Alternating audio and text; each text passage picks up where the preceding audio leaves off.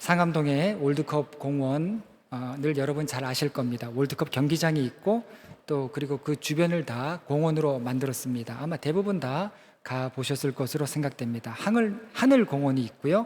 그리고 또 노을 공원이 있습니다. 자, 그런데 여러분 다 아시죠? 그곳이 오래전에는 난지도였습니다.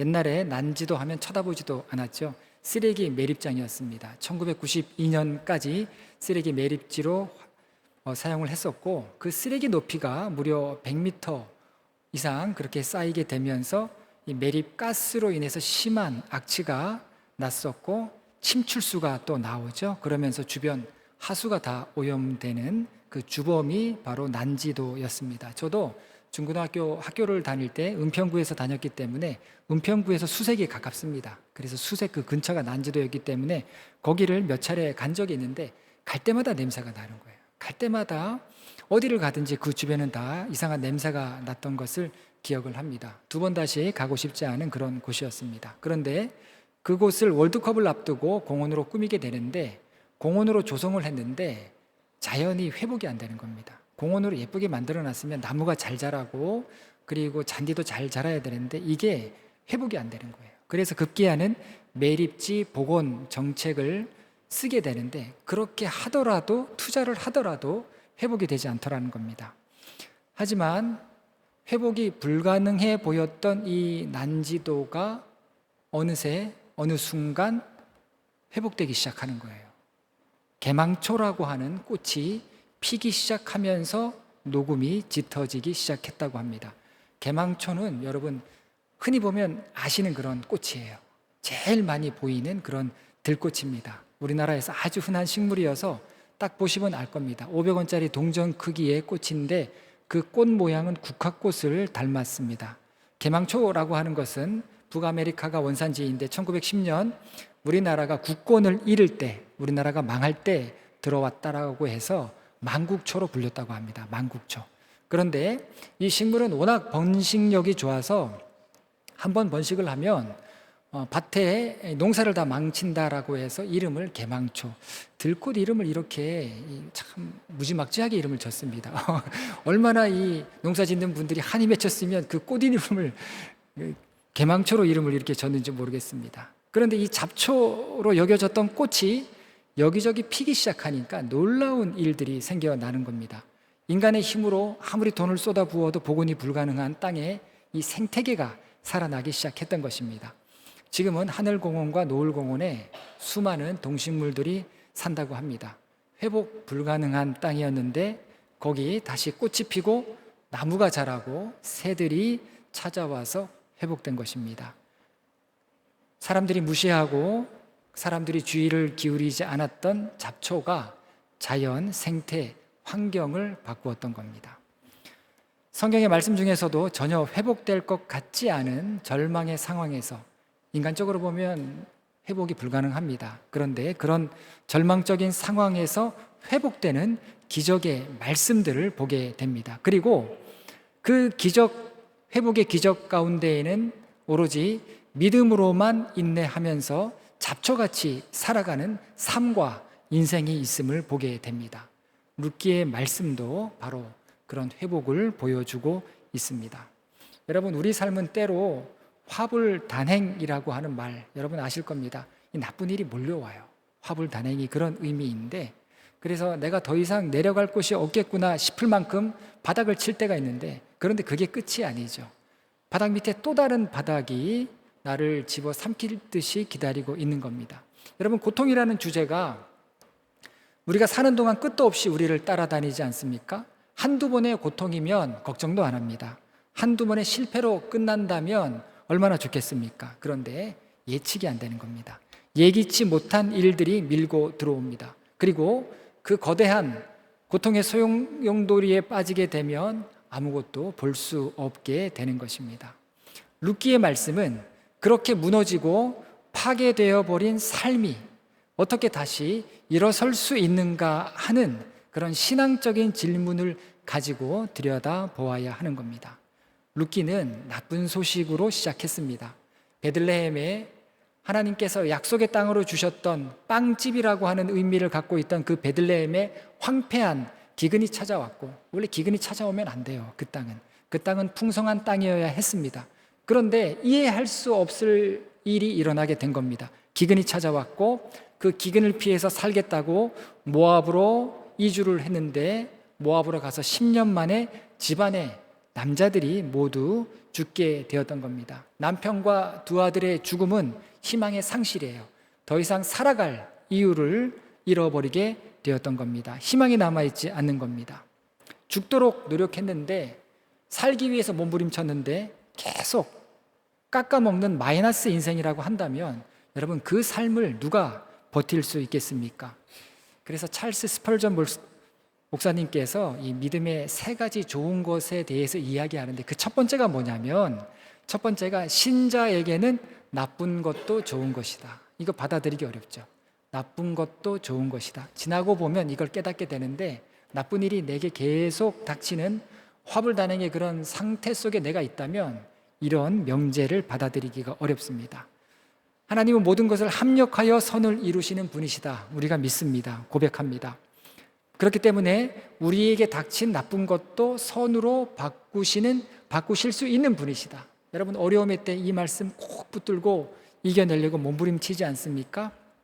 물론 받아들일 수만 있다면 고난은 우리를 정말 겸손하게 합니다. 그래서 사도행전의 말씀 가운데에도 우리가 환난을 많이 당하여야 천국에 들어가리라 라고 사도들이 그렇게 이야기하면서 복음 전하는 데 따르는 환난을 감수하지 않습니까? 고난은 겸손하게 만들죠. 그리고 고난은 세상 모든 것들을 의지하지 않고 그 의지하던 것들을 다 내려놓고 하나님을 바라보게만 합니다. 그래서 믿음이 남아있다면, 어떤 상황 가운데에서도 우리 믿음이 남아있다면 고난만큼 우리를 성숙하게 하는 것은 없습니다. 그런데 쉽지는 않습니다. 그리고 두 번째로, 스펄전 목사님은 신자에게 주어진 좋은 것은 빼앗기지 않는다. 여러분, 구원 빼앗기지 않습니다. 누가 뭐라고 해도 하나님께서 내게 주신 위로, 하나님께서 내게 주신 기쁨, 그 아무도 빼앗을 수 없는 것입니다. 세 번째는, 우리에게 좋은 것은 아직 오지 않았다. 하나님께서 우리에게 더 좋은 것을 예비해 주신다. 저는 중고등학교 때 시골에서 이렇게 이제 공부를 하기 위해서 서울로 전학을 와서 그렇게 생활을 했는데, 방 조그마한 거 단칸방 이렇게 해서, 그때 이제 형님이 대학을 다니고 있었으니까 형님하고 누나는 이제 고등학생이었으니까 그렇게 생활을 했어요. 그래서 어떤 마음이 있냐면, 시골에서 올라오니까 굉장히 위축된 겁니다. 그래서 이 헛헛한 마음에 남산을 자주 갔었는데, 남산을 올라가서 생각한 게 뭐냐면, 야, 여기에 우리 집이 어디에 있나? 내가 여기서 어떻게 살아갈 수 있을까? 우리 집은 어려운데 이렇게 집들이 많은데 내가 어디서 이 땅에서 발붙이고 살아갈 수 있을까? 그런 생각을 굉장히 많이 했던 것 같습니다. 그런데 지금 와서 보니까 잘 살고 있어요. 그것도 강남에서 잘 살고 있습니다. 제 생각, 제 기대 이상으로 저는 항상 막막했었는데, 신학교 가서도 막막하고, 신학교 졸업해서도 막막하고, 목사 안수 받아도 막막하고, 부목사 할 때도 막막하고, 어느 순간 막막하지 않았던 적이 없었는데, 그런데 항상 하나님께서 살게 하시고, 그리고 하나님께서 좋은 것을 주셨다. 그런데 스펄전 목사님은 뭐라고 이야기합니까? 좋은 것은 아직 오지 않았다. 얼만큼 저에게 또 좋은 것을 주실지 모르겠습니다. 그래서 항상 이런 기대하는 마음이 있습니다. 그런데 정말 어려우면은요, 이것도 지나보면 이렇게 감사한 생각이 드는 거지, 정말 어려움의 순간에는 이런 영적인 그런 교훈에 대한, 영적 원리에 대한 이야기를 아무리 해줘도 잘 들어오지 않습니다. 여러분, 내 삶의 기반이 위태로운데 누가 은혜를 따라갈 생각을 하겠습니까? 우리나라는 그런 박해가 없지만 정치적인 핍박이 있다면 그걸 피해서 예수 믿을 사람이 몇 명이나 되겠습니까? 여러분, 내가 사업할 때 어떤 행정적으로 불이익을 당한다면 오직 은혜만 따라갈 수 있겠습니까? 이거 쉽지 않은 문제죠.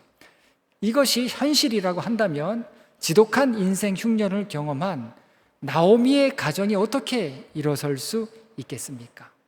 오늘 말씀이 우리에게 교훈을 주는 부분입니다. 자, 그런데 이 나오미의 가정이 점점 회복을 해 나가는데, 그 회복의 첫 단추를 여시는 열어가는 그런 부분이 있는데, 그것은 바로 인간이 아니라 하나님께로부터 그 회복이 다시 시작되고 있다라고 하는 것을 우리가 오늘 말씀을 통해서 보게 됩니다. 6절 말씀을 보면, 그 여인이 모압 지방에서 여호와께서 자기 백성을 돌보시사 그들에게 양식을 주셨다 함을 듣고 이에 두 며느리와 함께 일어나 모압 지방에서 돌아오려 하여. 자, 먼저 이 말씀을 보면 여호와께서 자기 백성을 돌보시사 그들에게 양식을 주셨다라고 이렇게 말씀을 하고 있습니다. 여기서 돌보다라고 하는 그런 단어가 나오는데, 이 단어는 번역으로 돌보다라고 했는데 원어는 개입하는 거예요. 어떤 분쟁이 있을 때 그 분쟁 지역에 개입을 하는 겁니다. 군사적인 개입이에요. 그리고 싸움이 있을 때에도 그 싸움을 중재하기 위한 개입입니다. 그렇게 성경에서 사용되던 단어인데, 이거는 하나님께서 흉년에 간섭하시고 개입하셨다라고 하는 그런 의미가 되는 겁니다. 베들레헴에 살던 사람들이 베들레헴에 흉년이 들었을 때 아마 이스라엘 백성의 입장에서는 하나님께서 우리를 심판하셨다, 하나님께서 우리를 버리셨다라고 느낄 수밖에 없었는데, 이제 하나님께서 그 흉년에 개입하셨다는 겁니다. 이른 비와 늦은 비를 광야에 주시고 메마른 땅에 새싹이 나게 하시고, 이스라엘 지형의 기후는 우리하고 다릅니다. 비만 오면 자라나요. 우리는 철이 있기 때문에, 사시사철이 있기 때문에 조금 다른데, 이스라엘은 비만 오면 무성하게 자라나게 됩니다. 비만 오면 말라 비틀어졌던 나무에 열매가 맺히기 시작하는 그 땅이 이스라엘인 거예요. 그래서 흉년에 개입하셨다, 간섭하셨다, 이게 눈으로 확 보여지는 것입니다. 그런데 무엇보다 주목할 만한 것은 하나님께서 흉년에 개입하셨다라고 하는 소식을 모압에서 들은 나오미가, 고통의 당사자인 나오미가 이것을 우연으로 받아들이지 않고 하나님의 은혜의 역사로 보기 시작했고, 그 은혜에 반응하기 시작했다는 겁니다. 여러분, 내가 눈을 감고 귀를 막고 있으면 아무것도 회복되지 않습니다. 내가 듣지 않고 보지 않고 일어나지 않으면 하나님의 역사가 없는 것이죠. 왜 그렇습니까? 여러분, 하나님의 원리는 분명합니다. 하나님께서는요, 하나님의 일을 나의 일로 여기는 자와 함께 하시는 거예요. 그런 사람들을 통해서 하나님의 계획을 성취해 나가시는 것을 보게 됩니다. 아무리 다수가 이게 옳습니다라고 하더라도 하나님의 일을 나의 일로 여기시는 사람을 통해서 하나님께서는 교회를 세워가시고 하나님의 일을 이루어 가신다라는 것입니다. 자, 그래서 6절을 보면 하나님께서 개입하셨다라고 하는 소식이 모압까지 들렸고, 모압에서 그 소문을 나오미가 듣고 일어나죠. 지난주에 성경에서 중요한 세 가지 동사 말씀드렸죠. 듣다, 일어나다, 돌아오다. 그 말씀이 6절 한 구절에 다 나오는 것을 보게 됩니다. 모압은요, 그냥 살아도 괜찮은 땅입니다. 훨씬 좋은 땅이에요. 모압 평원이라고 하고 모압 평지라고 구약 성경에 나오는데, 그냥 넓게 아주 곡물이 잘 자라는 그런 땅이에요. 그런 땅이기 때문에 남편을 잃고 두 아들을 잃어도 충분히 살아갈 수 있는 그런 땅입니다. 그런데 나오미가 하나님께서 개입하셨다라고 하는 그 소식을 듣고 하나님의 은혜의 소식이 있는 곳으로 돌아가기 위해서 발걸음을 옮기기 시작한 것입니다. 은혜에 반응하기 시작하니까, 하나님에게 반응하기 시작하니까 이제 포기할 것은 포기하고 붙잡을 것을 붙잡는 그런 선택하는 마음을 갖게 되었던 겁니다. 여러분, 은혜가 없을 때는 어떻게 됩니까? 우리 본성이 다 나와요. 사람이 안 변한다라고 했을 때 안 변하는 게 아니고 은혜가 없는 거예요. 은혜가 없으면 그 사람 본성이, 그 사람 밑바닥이 다 드러나오고, 은혜가 있으면 거듭난 자의 모습이 나옵니다. 그래서 항상 우리는 은혜를 사모해야 되고 항상 말씀 가운데 신앙생활을 해야 될 이유가 거기에 있는 것이죠. 은혜가 없을 때 모압을 선택합니다. 세상을 선택하고 살아갈 세상적인 방법을 구하게 됩니다. 그런데 하나님의 은혜에 반응을 하기 시작하니까 살기 좋은 모압을 포기합니다. 그리고 하나님께서 약속하신 곳, 하나님의 은혜가 작용하는 베들레헴을 다시 선택하게 되었던 겁니다. 여러분, 원래 모압은 어떤 곳입니까? 살기는 좋아도 하나님의 백성이 가서는 안 될 그런 땅입니다. 이 모압은요, 소돔이 창세기에 보면 소돔성이 멸망할 때 아브라함의 조카 롯과 이 두 딸이 거기서 나오지 않습니까? 나와서 아버지에게 술을 마시게 하고 두 딸이 아버지와 동침해서 낳은 아들이 이 모압과 암몬의 조상들이 됩니다. 그러니까 모압에는 술 취함이 있고 속임이 있고 근친상간이 있고, 그렇게 해서 롯의 후손이 살던 땅이 바로 모압이었죠. 그뿐만이 아니라 출애굽한 이스라엘 민족이 이제 모압 평지에 들어왔을 때 이 모압 여자들이 이스라엘 남자들을 유혹합니다. 이스라엘 남자들이 그 유혹에 넘어가요. 그래서 바알 부호를 예배하는 사건이 일어나게 되는데 하나님께서 진노하셔서 심판하신 대표적인 사건이었습니다. 가나안 땅에 들어가기 직전에 그런 사건이 있었던 겁니다. 또 모압 땅은 풍요로운 땅이었지만 그 땅에는 그모스라고 하는 그런 우상이 있었는데, 그모스는 제가 수요성경 공부할 때 예전에 한번 사진을 보여드린 적이 있습니다. 화로같이 곰처럼 생긴 화로인데 거기에 불을 떼고 거기에 어린 아이를 집어넣어서 제사를 지냅니다.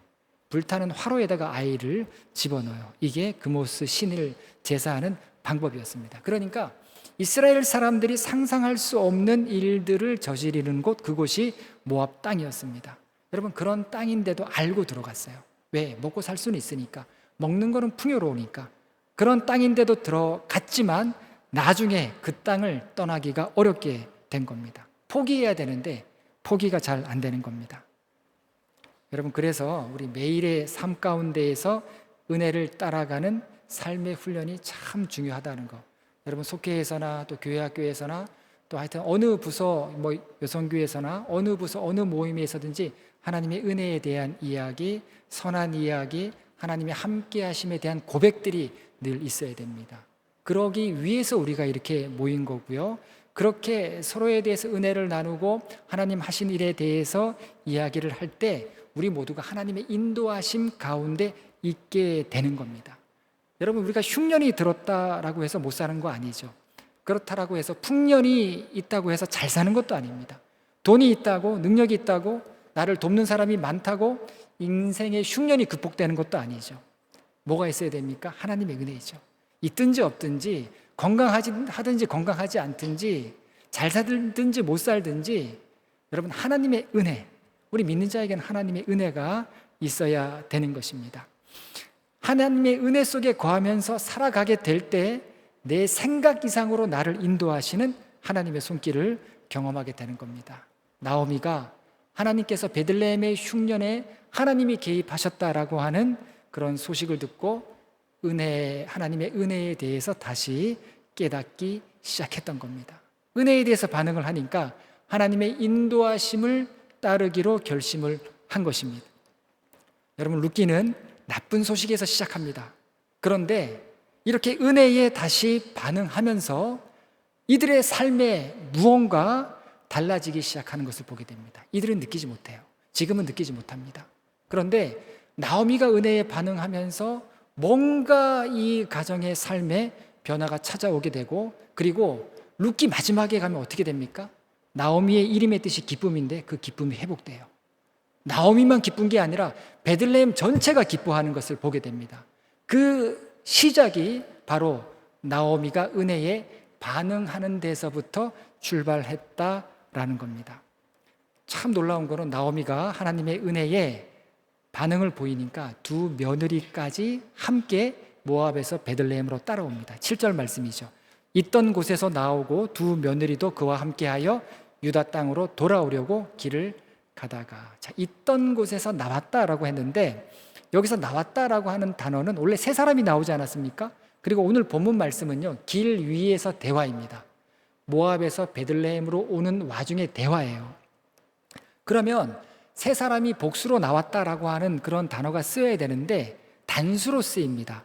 이 단수로 쓰인 거는 각각 나왔다라고 하는 그런 의미가 되는데, 길에 함께 서긴 했지만, 길을 함께 나서긴 했지만 서로의 마음이 확인되지 않은 거예요. 세 여인의 발은 모압에서 나왔지만 아직 마음이 나오지 못했던 겁니다. 마음이 각기 다 달랐다라는 겁니다. 그러니까 나오미가 어떻게 합니까? 자신을 따라오는 며느리들을 향해서 너희 고향으로 돌아가라, 돌아가라, 간곡하게 이야기합니다. 8절 말씀을 보면 나오미가 두 며느리에게 이르되 너희는 각기 너희 어머니의 집으로 돌아가라. 너희가 죽은 자들과 나를 선대한 것 같이 여호와께서 너희를 선대하시기를 원하며. 이렇게 생각할 수도 있을 겁니다. 저희 우리나라는 이제 어른이 이렇게 집을 나설 때 그래도 어느 정도 나와서 인사를 하지 않습니까? 아마 그런 의미가 아닐까 이렇게 생각할 수가 있습니다. 말이 며느리이지 중동의 관습으로 볼 때 이 며느리들은요 나이가 20도 안 됐을 겁니다. 10대 중반 아니면 많아야 20살, 많아야 21살 그 정도 나이밖에 되지 않습니다. 그리고 8절 말씀에서 너희는 각기 어머니의 집으로 돌아가라라고 하는데 이 시대의 표현이 아니에요. 이 시대는 아버지의 집입니다. 성경에 아버지의 집에 대한 아버지에 대한 이야기가 나오지 어머니의 집, 어머니에 대한 이야기가 나오지 않습니다. 너희 어머니의 집으로 돌아가라. 이거는 나오미가 의도적으로 이야기한 거예요. 간곡하게 부탁한 겁니다. 너희 집으로 돌아가라고 이 나오미가 간절하게 부탁을 했던 겁니다. 그리고 13절을 보면 나오미가 뭐라고 이야기하냐면 내가 너희들을 볼 때 너무 마음이 아프다. 남편 잃고, 나도 남편 잃었지만 너희 어린 나이에 남편 잃고, 그리고 이렇게 내가 이제 베들레헴으로 돌아가려고 하는데 나까지 따라온다라고 한다면 내가 너무 마음이 아프다라고 그렇게 이야기를 합니다. 그러면서 너희 갈 길을 가라. 하나님께서 너희를 축복하실 것이다. 하나님의 축복에 대한 이야기를 합니다. 여러분 인생 흉년을 경험할 때 이런 축복에 대한 이야기 하기 힘들죠. 인생 흉년 때 여러 반응들이 있습니다. 대개는 무력해져요. 의욕을 다 잃어버립니다. 그게 아니면 원망을 해요. 자기 자신을 원망하고요. 자기를 제일 많이 원망하고, 그리고 사람들이 원망스럽고 세상이 원망스럽고, 그게 아니면 지푸라기라도 잡고 싶은 심정에 잘못된 선택을 합니다. 하지 말아야 될 그런 선택을 하기도 합니다. 그런데 인생 흉년 때 어떤 사람들이 있는가 하면 신앙적인 열심을 회복하는 사람이 있어요. 믿음의 자리로 돌아가는 사람들이 있다는 겁니다. 인생 흉년을 통해서 확 깨어나는 경험을 하는 분들이 계세요. 그러면 어려움 가운데에서도 순전한 마음이 되고, 그 순전한 마음으로 이전에 갖지 못했던 하나님을 의지하는 마음을 더 갖게 되고 하나님께서 하실 일을 기대하게 된다라는 겁니다. 그렇게 인내하게 될 때 고난은 하나님께서 전적으로 열어가시는 삶의 출발이 된다라고 하는 걸 새롭게 깨닫게 되는 겁니다. 여러분 나오미가 그랬어요. 나오미가 확 깨어나게 되었던 겁니다. 여호와께서 너희를 선대하시기를 원하며. 지금 나오미가 뭘 선택했습니까? 헤세드를 선택했어요. 여러분 헤세드라고 하는 말, 제가 고엘이라고 하는 말과 꼭 기억하셔야 된다. 이 두 단어를 갖고 룻기서를 바라보아야 된다라고 말씀을 드렸는데, 헤세드를 뭐라고 말씀드렸습니까? 쉽게 말씀드려서 너그러운 마음. 그런데 그 너그러움의 정도가 어느 정도냐면 이 단어가 신약에서는 아가페예요. 신약에서는 아가페 사랑이 됩니다. 이게 바로 구약의 헤세드예요. 예수님께서 나를 위해서 보여주신 십자가의 그 은혜와 사랑, 이것이 구약에서는 헤세드입니다. 굉장히 희생적이고, 그러니까 너그러움 이상이에요. 너그러움 이상이고 희생적이고 의무 이상이고 초월적인 그런 관심과 사랑, 이것이 바로 헤세드인데, 나오미가 그 극심한 인생의 흉년 가운데 헤세드를 선택한 것입니다. 8절의 말씀을 풀어보면 너희가 내 아들과 나에게 행한 선한 일 같이 여호와께서 너희에게 자비와 사랑을 베풀어 주시기를 원하노라. 지금 두 며느리를 축복하는 거예요. 두 며느리를 축복하면서 너희 갈 길로 돌아가라. 너희 어머니의 집으로 돌아가라. 이야기하는 겁니다. 9절에서도 이들을 위로합니다. 여호와께서 너희에게 허락하사 각기 남편의 집에서 위로받게 하시기를 원하노라. 좋은 사람 만나서 잘 살아라. 행복하게 살아라. 지금 이렇게 축복하고 있는 것을 보게 됩니다. 여러분 이 나오미가 우리에게 아주 중요한 것을 깨닫게 합니다. 의사의 힘은 어디서 나옵니까? 의사의 힘과 능력이 어디서 나옵니까? 병을 잘 치료하는 데서 나오죠. 그런데 병만 치료하지 않고 이 이 선생님들은 이 사람의 마음까지도 치료합니다. 제가 그런 걸 경험했는데, 저희 둘째가 이제 무릎 수술을 했을 때 그 의사 선생님이 얼마나 친절한지 제가 그런 분 처음 봤습니다. 의사 선생님 만나는 게 기대가 될 정도로 이분이 또 어떻게 또 친절하게 행동하실까. 정말 이 세세하게 처치를 해주시는데도 간호사 선생님한테 맡기는 게 아니고 본인이 다 그 바쁜 와중에 뛰어다니면서 다 하시는 것을 봤습니다. 제가 아버지가 편찮으실 때도 서울대병원에 여름이었습니다. 비가 혹수같이 쏟아지는 날 휠체어를 태워서 아버지를 모시고 병원에 갔는데 서울대병원 얼마나 사람 많습니까? 환자한테 별로 관심 안 가져요. 서울대는 특히 더합니다. 강남 성모하고 틀려요. 갔는데 의사 선생님이 저를 보더니, 아버지를 안 보고 저를 보더니 비가 이렇게 오는데 얼마나 고생이 많냐고. 이 교수님이 그런 말씀을 하시는 거예요. 그리고 이렇게 팔이 부러져서 갔는데 처치를 하는데 처치를 전임의 선생님들이 잘 못하니까 이분이 나오신 거예요. 그 진료실에서 나와서 처치실로 직접 오셔갖고 아버지 손에 뭐 각도라든가 이 처치를 다 해주시는 걸 보고 제가 얼마나 감동을 받았는지 모릅니다.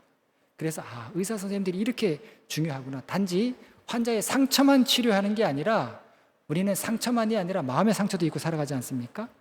이렇게 의사 선생님들이 중요하구나 하는 것을 제가 다시 깨달았습니다. 의사의 힘은 병을 치료하고 마음을 어루만져 주는 데 있죠. 병원의 힘은 어디 있습니까? 환자를 잘 치료하는 그런 의료진들 시스템에 있죠. 그러면 여러분, 믿는 자의 힘은 어디에 있습니까? 믿는 자는 서로 위로하고요, 서로 격려하고 서로 믿음의 길을 잘 걸어갈 수 있도록 북돋워주면서 회복하게 하고 믿음으로 살아가는 일에 용기를 서로 줄 때 거기서부터 함께 하시는 그런 힘과 능력이 나오게 되는 겁니다. 여러분, 그런 믿는 자들의 공동체가 교회라면 교회의 힘은 어디서 나옵니까? 지쳐있는 한 영혼이 교회 안에 와서, 이곳에 와서 성도들의 사랑을 받고 사랑을 누리고 세상에서 힘들고 상처받았던 거 다 씻겨내고 여기서 회복되어서 참된 소망을 갖고 다시 삶의 자리로 돌아가서 믿음으로 살아가는 거, 여기에 교회의 힘이 있습니다. 여기에 정말 교회의 능력이 있는 거예요. 여러분, 안 되는 교회 어떻습니까? 안 되는 교회는 맨날 안 돼요. 맨날 서로 정죄하고 맨날 서로 잘못됐다고 지적하고. 안 되는 교회는 안 되고요, 되는 교회는 되는 거예요. 교회의 힘이 어디서 나오는지 우리가 잘 생각해야 되는 겁니다. 그렇기 때문에 칠흑 같은 절망과 어둠 속에 있다 할지라도 주저앉거나 낙담하지 말고 하나님께서 길을 여시는데 또 열린 문을 우리에게 열어두시는데 그 하나님을 붙드는 믿음을 선택하는 일이 얼마나 중요한가 하는 것을 보게 됩니다. 인생 흉년의 끝자락에서 나오미의 선택이 바로 그런 선택이었던 겁니다. 나오미가 포기할 수도 있어요. 자기 삶을 포기하고 체념할 수도 있습니다. 내 인생 이제 여기서 끝났구나 라고 체념하면서 모압 땅에서 하나님을 잊고 그냥 밥 3끼 먹으면서 그렇게 살아갈 수도 있었을 것입니다. 그러나 그의 인생 마지막에 다시 한번 하나님 앞에 믿음으로 결단하는 모습을 보게 됩니다. 나오미가 은혜에 반응을 하고 은혜에 반응을 하면서 포기할 것을 포기하고 붙잡아야 할 것들을 선택했을 때 여러분, 또 한 번의 역사가 여기서 나타나게 됩니다. 이게 하나님께서 일하시는 방법이에요. 사람을 통해서 하나님의 계획을 펼쳐가시는 방법이 여기에서 나옵니다. 16절 말씀입니다. 룻이 이르되 내게 어머니를 떠나며 어머니를 따르지 말고 돌아가라 강권하지 마옵소서. 어머니께서 가시는 곳에 나도 가고 어머니께서 머무시는 곳에서 나도 머물겠나이다. 어머니의 백성이 나의 백성이 되고 어머니의 하나님이 나의 하나님이 되시리니. 자, 두 며느리 중에 오르바, 아마 오르바가 큰 며느리가 아닐까. 왜냐하면 이름이 먼저 나오는데 누가 큰 며느리인지는 모릅니다. 그런데 추정은 오르바가 큰 며느리일 것이다 이야기합니다. 오르바는 모압으로 돌아가요. 그런데 오르바의 잘못이 아닙니다. 이거 당연한 겁니다. 이들이 베들레헴 가서는 못 살아요. 나오미가 그걸 알고 있었어요. 이 젊은 며느리가 베들레헴 가서는 살 수 없다는 것을 나오미는 누구보다도 잘 알고 있었습니다. 이방인이에요. 모압 사람들입니다. 못 살아요. 그래서 오르바는 모압으로 돌아가게 되는데 이걸 두고 나쁘다고 이야기할 수 없는 겁니다. 자, 그런데 룻은 어머니와 함께 끝까지 하겠다는 선택을 합니다. 죽을 각오로 이야기해요. 나중에 보면 어머니와 함께 죽겠다라고 하는 그런 이야기도 하지 않습니까?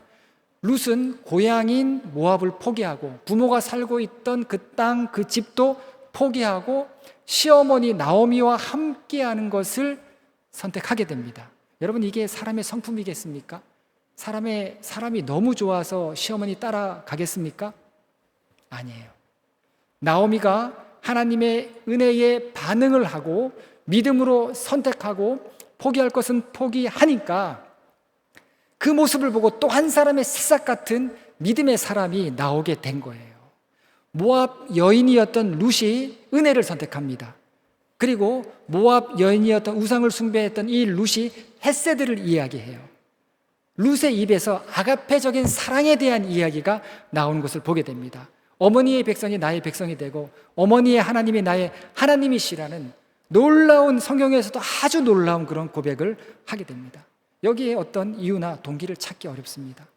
이것은 오직 막힌 물꼬를 터가시는 하나님의 은혜의 역사이다. 한 사람이 믿음으로 반응하고 한 사람이 믿음으로 포기하고 선택할 것을 선택하니까 또 한 사람의 믿음의 사람이 나와서 그 사람들을 통해서 하나님께서 역사를 이어가시고 회복케 하시는 것을 우리가 이 말씀을 보게 됩니다. 여러분, 이 나오미의 가정은 정말 흉년의 때예요. 그런데 사랑이 넘칩니다. 감동이 있어요. 성령의 역사함이 있고 믿음으로 살아갈 용기를 다시 얻게 되는 것을 보게 됩니다. 여러분, 하나님께서는 이렇게 하나님의 은혜에 반응하는 사람, 그리고 이런 사람들을 통해서 회복해 하시고 축복의 통로로 사용하시면서 이들을 통해서 새로운 삶을 열어가시는 겁니다. 여러분, 우리 교회의 미래가 어디 있겠습니까? 누구를 통해서 이 교회의 미래를 열어가시겠습니까? 은혜에 반응하는 사람이에요. 은혜에 반응하면서 서로 믿음으로 격려하고 믿음으로 포기할 거 포기하고 믿음으로 선택하는 사람들을 통해서 하나님께서는 역사하신다. 그들이 바로 믿음의 주인공인 것입니다. 한국교회 탐구센터에서 코로나 이후에 교회에 새롭게 출석하게 된 사람들을 조사했는데 제가 이런 통계 볼 때마다 정말로 제대로 한 통계구나, 아주 두꺼운 책으로 나왔습니다. 여러 가지 통계 자료를 내놓았는데 제 눈에 들어오는 그런 조사 결과가 하나 있었습니다. 기존에 교회 다니던 사람들이 아니에요. 교회 안 다니던 사람들이 코로나 이후에 교회를 나오게 됐는데 전도받은 사람들 중에 약 88%가 삶의 어려움으로 문제를 겪고 있었다라고 되어 있고요. 그리고 삶의 어려움을 통해서 신앙에 관심을 갖게 되었는데 그때 전도가 되었다라는 겁니다. 그래서 여러분, 주변에 여러 가지로 고통받고 어려운 분들이 있으면 계속해서 전하셔야 돼요. 계속해서 전하셔야 됩니다. 자, 그리고 그 중에 3분의 1은 가족이나 친척의 전도로 교회를 나왔다. 친구가 아닙니다. 이웃이 아니에요. 가족이나 친척의 전도로 3분의 1이 나왔고 나머지는 친구나 이웃, 직장 동료, 자발적으로 나온 비율은 굉장히 적고요. 아는 사람들을 통해서 나왔다. 3분의 1은 가족을 통해서 나왔다. 이게 뭡니까? 가까이에서 신앙생활 하는 거 보고 교회에 나올 결심을 했다라는 겁니다. 다 부족하죠. 부족하지만, 그리고 부족하고 없지만 은혜로 살아가는 모습이, 그 모습을 보면서 나도 한번 그냥 내가 열심히 산다고 살아봤는데 그게 아니라 나도 한번 믿음을 갖고 살아봐야 되겠다라고 하는 결심을 낳았다라는 겁니다. 어렵지요. 어려운데도 감사하면서 그렇게 살아가는 태도가 다른 사람에게 도전이 되었다라는 겁니다. 여러분, 우리의 뒷모습을 보고 누군가는 따라옵니다. 룻은 하나님 잘 몰랐어요. 누구를 따라갔습니까? 나오미를 따라갔죠.